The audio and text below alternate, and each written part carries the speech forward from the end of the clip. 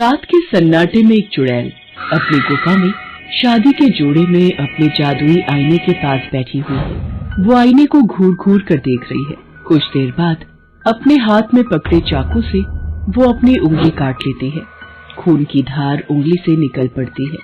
फिर वो उंगली से निकलती खून की बूंदों को जादुई आईने के ऊपर छिड़कती है और जोर से चिल्लाते हुए कहती है, दिखा दिखा मुझे, आज पद्मानगर में किसके किसके घर शादी है, दिखा।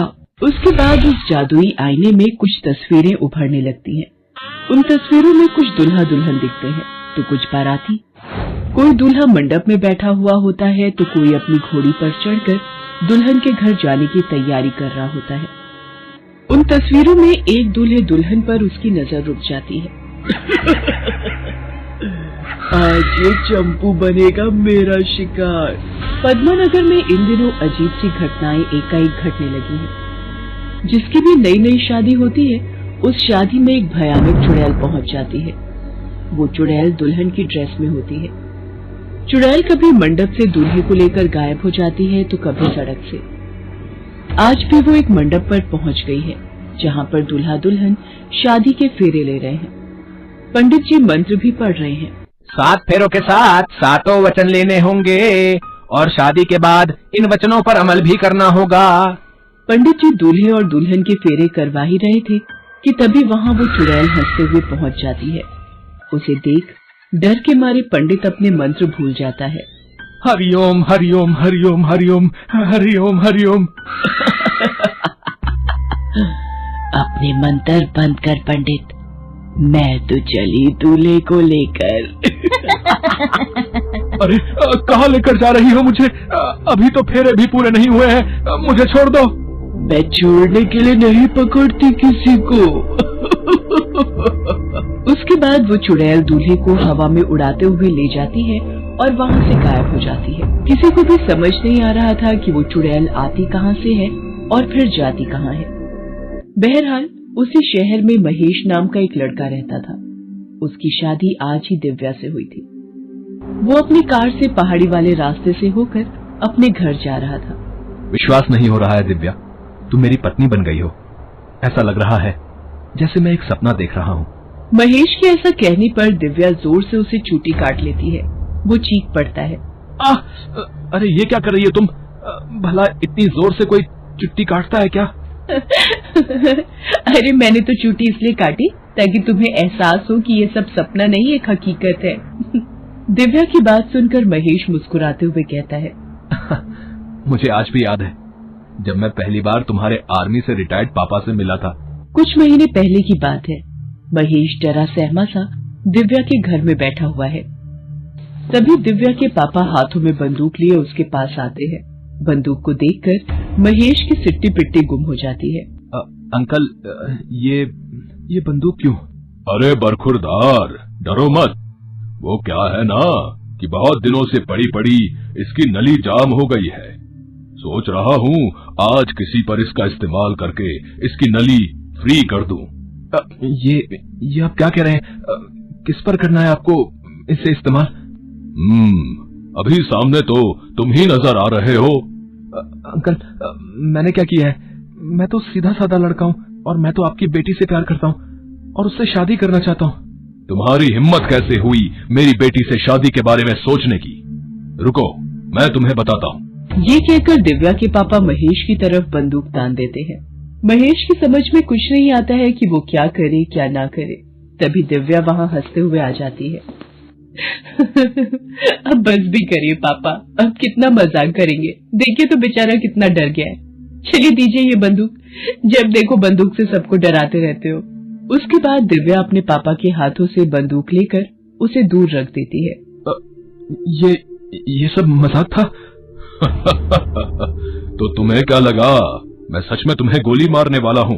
वैसे अगर तुमने मेरी बेटी को तंग किया तो मैं सच में गोली भी मार दूंगा। पापा अब फिर से शुरू मत हो जाओ। अंकल मैं दिव्या से बहुत प्यार करता हूँ। बहुत हो सकता है कि ये प्यार आपके जितना नहीं हो लेकिन आपसे कम भी नहीं है। महेश के मुंह से ये बात सुनकर दिव्या के पापा की आंखों में आंसू आ जाते हैं। वो महेश को गले लगाते हुए कहते हैं, बेटा एक बाप के लिए इससे बड़ी खुशी की क्या बात हो सकती है कि उसकी बेटी को उसके जैसा या उससे भी अधिक कोई प्यार करने वाला मिल जाए। I am very happy for my daughter. Uncle, मैं आपकी बेटी को बहुत खुश रखूंगा, ये वादा है मेरा। पुरानी बातों को याद करते हुए महेश और दिव्या की कार आगे बढ़ती जा रही थी। रात हो चली थी। तभी रास्ते में उन्हें गाड़ी की हेडलाइट की रोशनी में एक पेड़ के नीचे दुल्हन के लिबास में एक औरत दिखाई देती है। उसके सिर से खून निकल रहा होता है। वो औरत जोर जोर से चिल्लाते हुए उनकी गाड़ी को रुकने का इशारा करती है। ये कौन है? इतनी रात को यहाँ इस सुनसान जगह पर क्या कर रही है और ये रो क्यों रही है? दिव्या, लगता है उसे हमारी मदद की जरूरत है। महेश ने अपनी कार रोकी। कार रुकते ही वो औरत दौड़ती हुई महेश की कार के पास आती है और घबराए हुए स्वर में बोलती है, मेरी मदद कर दीजिए। मेरे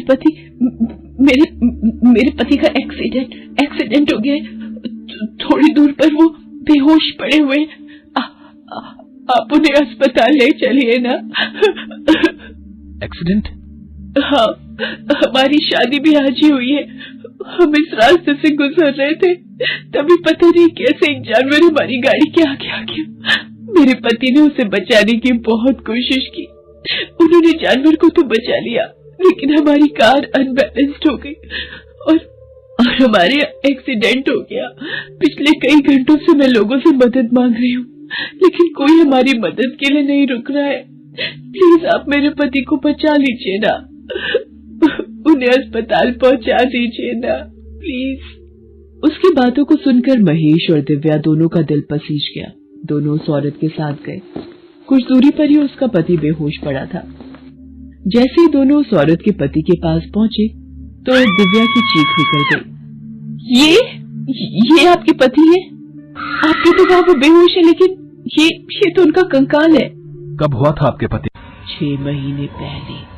उसके बाद वो औरत हंसते हुए चुड़ैल में बदल जाती है और अचानक से महेश को हवा में उड़ाकर ले जाती है और पल में बाहर से गायब हो जाती है। दिव्या चीखती रह जाती है। दिव्या भागती हुई पुलिस स्टेशन पहुंचती है और अपनी रिपोर्ट दर्ज कराती है। आप बिल्कुल परेशान मत हो, हम आपके पति का जल्द से जल्द पता लगाने की कोशिश करेंगे। महेश को गायब हुए 3 दिन हो गए थे, लेकिन उसका कोई पता नहीं लग रहा था। दिव्या का रो रो कर बुरा हाल था। उसे समझ नहीं आ रहा था कि वो कैसे और कहां से अपने महेश को वापस ले आए। महेश कहाँ चले गए तुम? कहाँ चले गए? तुम्हारी दिव्या तुम्हारे बिना कैसे रहेगी? इधर शहर में शादीशुदा लड़कों के गायब होने का सिलसिला बना हुआ था। इसी बीच दिव्या अपने पिता के कहने पर एक तांत्रिक से मिली। तांत्रिक ने अपनी शक्ति से सब कुछ पता कर लिया। दिव्या, मुझे उस भटकती आत्मा और उसके मंसूबे का पता लग गया है, जो कि बहुत ही खतरनाक है। उसका नाम नगमा है। 6 महीने पहले ही उसकी शादी हुई थी। शादी के बाद जब उसका पति उसे लेकर उसी रास्ते से गुजर रहा था, तो उसके पति के मोबाइल पर किसी का कॉल आया। नगमा अपने पति को बार बार कह रही थी कि वो गाड़ी चलाते हुए मोबाइल न उठाए, क्योंकि गाड़ी चलाते हुए मोबाइल पर बात करना गैर कानूनी भी है और इससे एक्सीडेंट का खतरा भी रहता है। लेकिन उसके पति ने उसकी बात को अनसुना कर दिया और फोन पर बातें करने लगा। अचानक ड्राइविंग से उसका कंट्रोल खो गया और उनका एक्सीडेंट हो गया। दोनों के दोनों मारे गए। नगमा की मौत असमय हुई थी। शादी के बाद की उसकी सारी ख्वाहिशें अधूरी रह गई थी, इसलिए वो अपने पति के साथ सुहाग रात मनाना चाहती है। इसके लिए वो अपने पति को जिंदा करना चाहती है और उसे जिंदा करने के लिए 101 नए शादीशुदा जोड़ों की उसे बलि देनी होगी। वो उसी तैयारी में है, इसलिए उसने शादीशुदा लड़कों को उठाकर पहाड़ पर स्थित एक गुफा में छिपा कर रखा हुआ है। अगली अमावस्या को वो उनकी बलि देने वाली है। उसके बाद दिव्या ने तांत्रिक से इस मुसीबत का हल पूछा तो उसने उसे एक उपाय बताया। अगले दिन दिव्या हाथों में पेट्रोल और एक माचिस लेकर उसी रास्ते की ओर चल पड़ी जहां से महेश गायब हुआ था। उस दिन की तरह आज भी काफी रात हो गई थी। तभी उसे वहां वही औरत दिखाई दी जो अपने पति की बॉडी के पास खड़ी थी। दिव्या ने जैसे ही उस औरत को देखा, वो भागती हुई उसके पास गई और उसे पकड़ लिया। मेरा महेश कहाँ है? कहाँ है मेरा पति? उसे वापस लाओ। मेरे पास जो चला गया वो कभी वापस नहीं आ सकता। ये कहकर चुड़ैल वहां से उड़ने लगी। तब दिव्या ने उस चुड़ैल के पति की बॉडी पर पेट्रोल छिड़कना शुरू कर दिया और उसमें आग लगा दिया, जिसे देखकर चुड़ैल को बहुत गुस्सा आ गया। ये क्या किया तूने? क्या किया? मेरी इतने दिनों की मेहनत पर पानी फेर दिया। मार दूंगी, मैं मार दूंगी तुझे।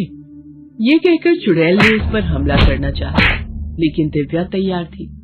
उसने पेट्रोल उसके शरीर पर छिड़क कर आग लगा दी। चुड़ैल उस आग में जलकर भस्म हो गई। उसके बाद दिव्या ने पहाड़ पर स्थित चुड़ैल की गुफा से सभी लोगों को छुड़ाया। महेश और दिव्या एक बार फिर से